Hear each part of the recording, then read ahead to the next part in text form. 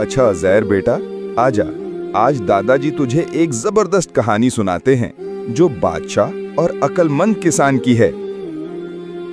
एक बार का जिक्र है बेटा, एक बादशाह ने अपने दरबार में ऐलान करवाया। कहने लगा, जो शख्स मेरे 3 सवालों का सही जवाब देगा उसे इनामो इकराम दिया जाएगा। अब ये सवाल छोटे मोटे नहीं थे, बड़े सोचने वाले सवाल थे। बादशाह ने पूछा, 1. दुनिया की सबसे ताकतवर चीज क्या है? 2. सबसे खतरनाक चीज क्या है? 3. और सबसे कीमती चीज क्या है? पूरा दरबार सुन हो गया। बड़े बड़े आलिम, वजीर, दानिश्वर सब आए, लेकिन किसी के पास ठीक जवाब न था।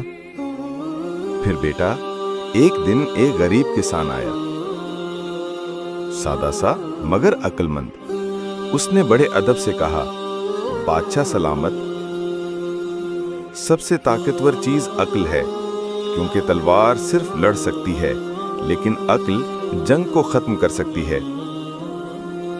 सबसे खतरनाक चीज गुस्सा है, क्योंकि ये इंसान की अक्ल को खत्म कर देता है। और सबसे कीमती चीज वक्त है, क्योंकि ये एक बार गुजर जाए तो कभी वापस नहीं आता। बादशाह बड़ा मुतासिर हुआ, खुश होकर कहने लगा, वाह, अक्ल ही असल बादशाह है। बेटा, दादाजी का तुम्हें यही सबक है।